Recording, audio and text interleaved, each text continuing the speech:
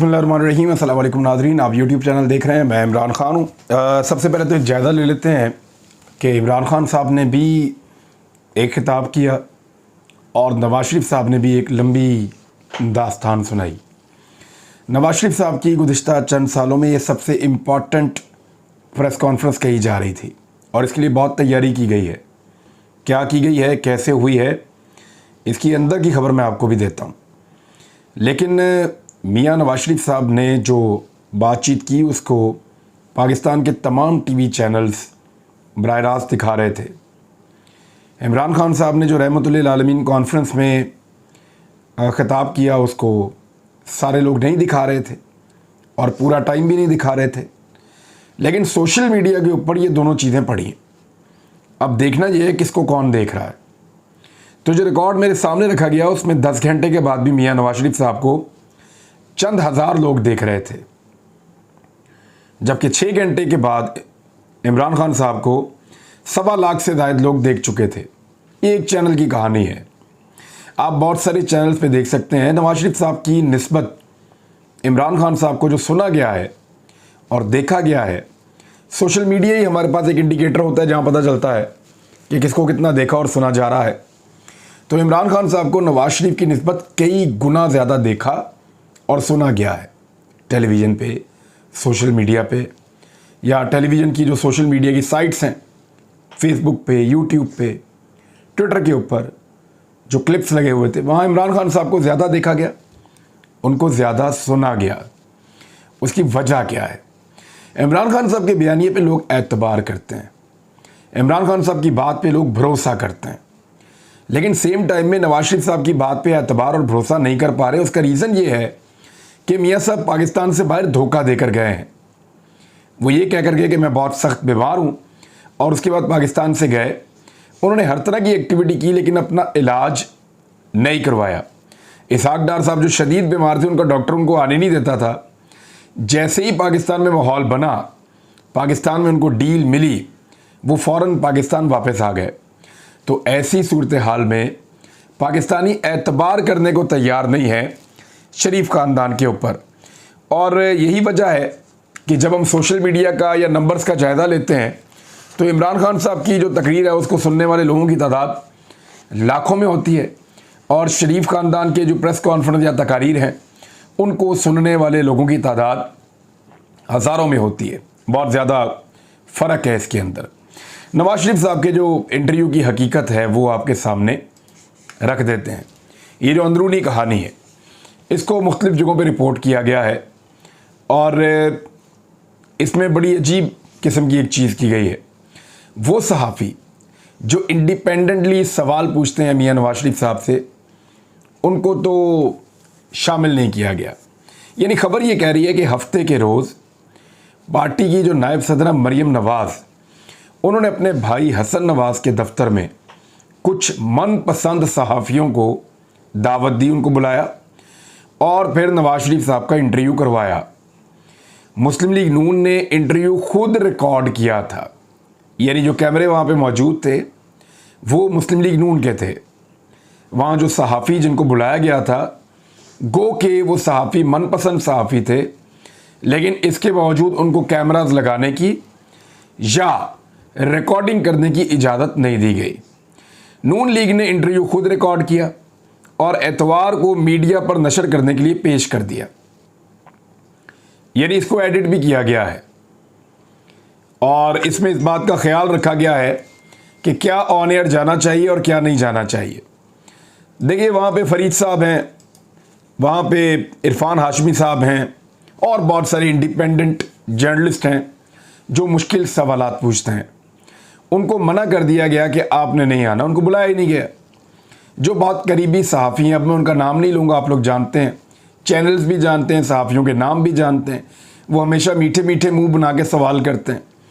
जब नवाज शरीफ साहब ये कहते हैं कि मैं पाकिस्तान का दोबारा वज़ीर आज़म बनूँगा, तो वो सहाफ़ी कहते हैं इंशाअल्लाह इंशाअल्लाह। जब मियां नवाज शरीफ साहब अपने बारे में कोई बात करते हैं तो वो सहाफ़ी कहते हैं माशाअल्लाह माशाअल्लाह। तो सुभान अल्लाह, ऐसी सहाफ़त जो है वो वहाँ पे लंदन में हो रही है।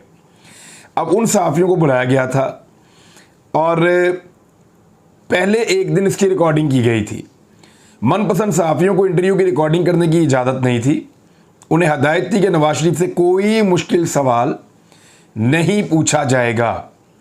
इंटरव्यू में शरीफ ख़ानदान की मज़लूमियत जो है उसको ज़ाहिर करने वाले सवालात पूछे जाएंगे, और आपने देखा कि सवालात उसी तरह के पूछे गए हैं जिन सवालात में शरीफ ख़ानदान की मज़लूमियत ज़ाहिर होती थी। इंटरव्यू के दौरान मरीम नवाज़ बार बार हदायत देती रहीं।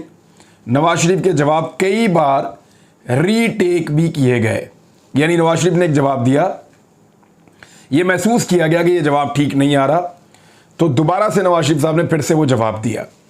सहाफ़ियों को सवालात का बताया गया कि आपने ये पूछना है, पूरा मजलूम करके दिखाना है, पूरा ऐसा दिखाना है कि जैसे दुनिया का सबसे बड़ा जुल्म इस ख़ानदान के साथ हुआ है, और उस शदीद तरीन जुल्म के बाद ये प्रेस कॉन्फ्रेंस और इसके बाद होने वाली जो बहुत सारी ट्रांसमिशंस हैं वो नवाज शरीफ साहब को साबित करेगी कि मजलूम तरीन दुनिया का आदमी। और उसके लिए मरीम नवाज साहबा ने एक दिन पहले, अब मज़े की बात यह है कि सहाफ़ी का काम है जिस वक्त उसको खबर मिले वो उसी वक्त खबर को ब्रेक करे। यानी इंटरव्यू हो रहा है या प्रेस कॉन्फ्रेंस हो रही है हफ्ते वाले दिन, सहाफ़ियों को सब पता है कि नवाज शरीफ ने क्या कहा है, लेकिन वफादारी की इंतहा है कि किसी एक सहाफ़ी ने भी अपना रवायती मीडिया तो क्या सोशल मीडिया पे भी खबर को ब्रेक नहीं किया, खुफिया रखा। यानी ऐसी कुर्बतें और ऐसे ताल्लुकात आपको सहाफ़ियों में किसी और पार्टी के साथ नहीं मिलते। उन्होंने उसको खुफिया रखा और फिर अगले दिन का इंतज़ार किया। PMLN ने उसको एडिट किया, अपने मुताबिक तैयार किया, और फिर सारे टीवी चैनल्स को एक साथ उसकी फीड दी गई कि अब आप इसको चला लें। ये है पाकिस्तान की मीडिया पे मौजूदा इम्पोर्टेड हुकूमत का कंट्रोल। ना सिर्फ पाकिस्तान की मीडिया पे बल्कि सहाफ़ियों पे भी शानदार कंट्रोल। ना सिर्फ पाकिस्तान की सहाफ़त पे बल्कि बरतानिया के बेशतर सहाफ़ियों के ऊपर भी शानदार कंट्रोल। और चंद लोग जो कंट्रोल नहीं हो रहे उनको अपने से अलग कर दिया और उनको आने ही नहीं दिया गया। मियाँ नवाज शरीफ साहब ने मजलूमियत की जो दास्तानें सुनाई हैं, मियाँ साहब के ऊपर जो सबसे बड़ा जुल्म हुआ, ये इंकिशाफ अब मैं करूँगा आपके सामने, क्योंकि मैंने रब्ता किया अपने कुछ सोर्सेज से। उनसे मैंने पूछा कि मुझे सिर्फ इतना बताएं कि क्या आप मियाँ साहब को कभी फ़ोन नहीं करने देते थे? तो उन्होंने कहा सवाल ही पैदा नहीं होता यार, मियाँ साहब तो जेल में थे ही नहीं, वो तो इस तरीके से रहते थे जैसे जिसको दिल करता था बुला लेते थे। रोज़ाना मियाँ साहब के सामने लिस्ट पड़ी हुई होती थी, उसमें से मियाँ साहब बताते थे कि ये बंदा बुला लो, ये बंदा बुला लो, इसको रहने दो, ये वाला बुला लो, ये वाला बुला लो। तो मियाँ साहब 10 बंदे, 8 बंदे, 12 बंदे रोज़ाना के हिसाब से चुनते थे। ये बंदे ज़्यादा होते थे लेकिन इतने विजिट्स को चुनते थे, और इस तरह ये लोग मिलने के लिए मियाँ साहब को आते थे और सारा दिन मुलाकातें चलती थी। यानी मियाँ साहब को तो बोर ही नहीं होने दिया। कभी MNA आ रहे हैं, MPA आ रहे हैं, बिजनेस कम्युनिटी आ रही है, फैमिली के लोग आ रहे हैं, दोस्त अहबाब आ रहे हैं, यार दोस्त पुराने आ रहे हैं। तो मियाँ साहब ने तो बड़ी दिल लगी की है वहाँ जेल के अंदर, उनको बोर नहीं होने दिया गया। और उस वक्त की जो पंजाब हुकूमत थी और जो ब्यूरोक्रेसी थी, सब लोग जानते हैं कि मैं किस तरह की ब्यूरोक्रेसी की बात कर रहा हूँ। उस्मान बुज़दार के अंडर जो ब्यूरोक्रेसी थी वो नवाज शरीफ के लिए और उनकी फैमिली के लिए काम कर रही थी। मैं पहले भी आइडेंटिफाई कर चुका हूँ। इन्हीं ब्यूरोक्रेट्स ने मियाँ नवाज शरीफ साहब को फैसिलिटेट किया हुआ था। मुलाकातों का मैं सिर्फ आपको बताता हूँ कि 1 साल का रिकॉर्ड है, सिर्फ यहाँ पे 1 साल का रिकॉर्ड जो आज कल के दिन में चेक करवाया गया है। वो जो 1 साल का मुलाकातों का रिकॉर्ड है ना, उसमें मियाँ साहब की मुलाकातें हैं 2300। 2300 विजिट्स हैं मियाँ साहब के लिए। जो लोग मियाँ साहब को मिलने के लिए आए उनके 2300 विजिट्स हैं। उनकी ID कार्ड्स के नंबर, उनके नाम, उनकी वल्दियत, ये सब कुछ मौजूद है। जैसे वो मुलाकातें करते रहे ये सब कुछ मौजूद है। वो कैसा VVIP एरिया था जहाँ पे मुलाकातें होती थीं, ये सब कुछ भी मौजूद है।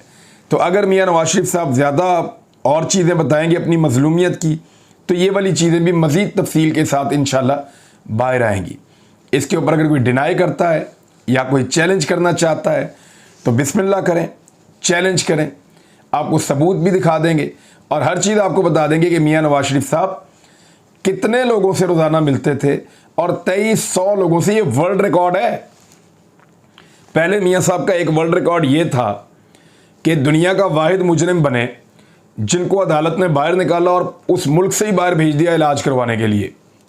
दूसरा वर्ल्ड रिकॉर्ड ये है कि ये वाहिद मुजरिम सज़ा याफ्ता जिनसे बरामदगियाँ करनी थी, और वो रोज़ाना के हिसाब से शानदार मुलाकातें कर रहे थे।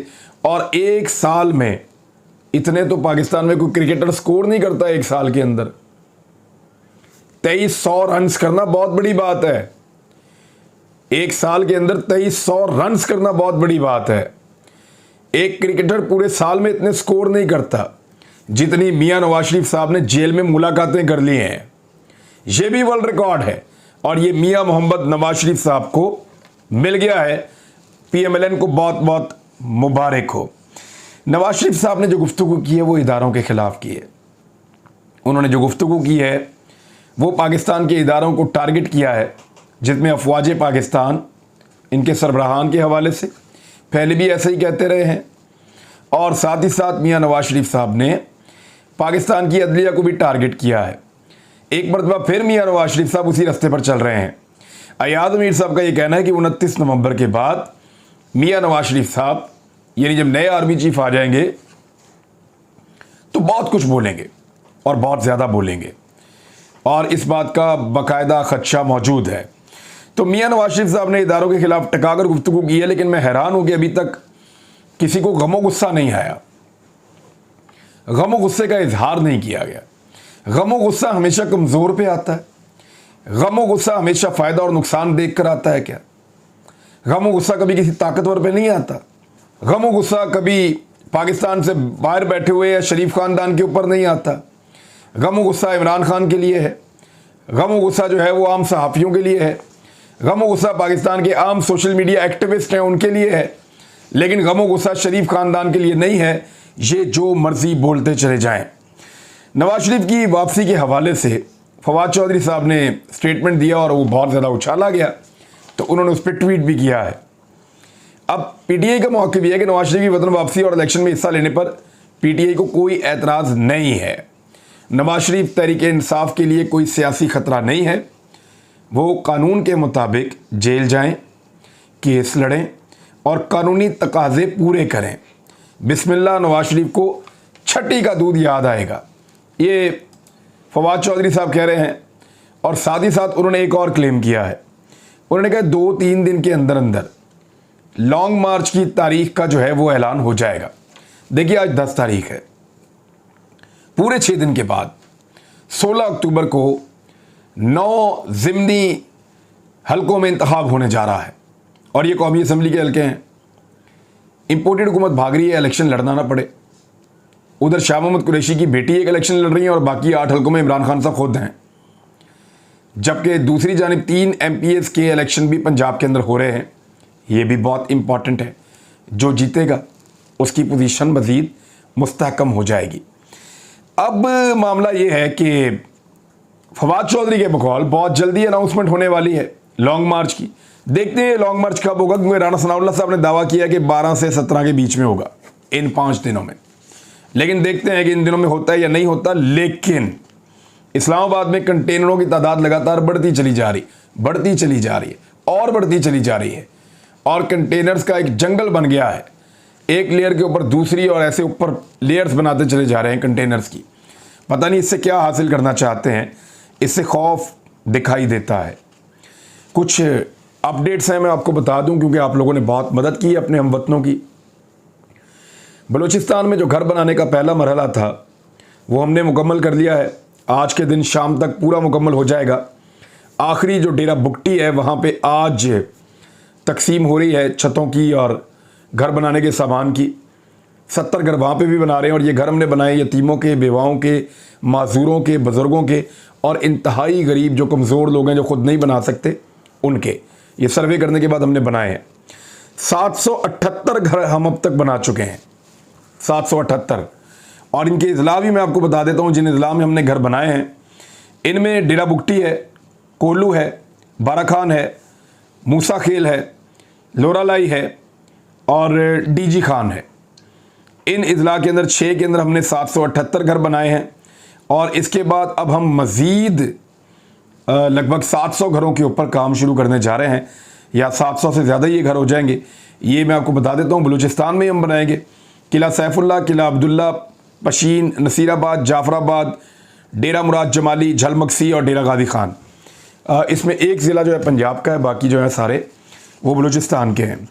हमने बहुत सारे माजूरों को आप लोगों की मदद से कोशिश करके व्हील चेयर्स दी हैं, मेडिकल कैंप्स लगाए हैं, अभी भी लग रहे हैं, साफ़ पानी के फ़िल्टर्स उनको वहाँ पे लगा कर दिए हैं, राशन पहुँचाया, खैमे पहुँचाए हैं, गर्म कपड़े और बिस्तर अभी भी हम पहुँचा रहे हैं, मच्छरदानियाँ, बच्चों के जूते वगैरह और मल्टीपल चीज़ें हैं।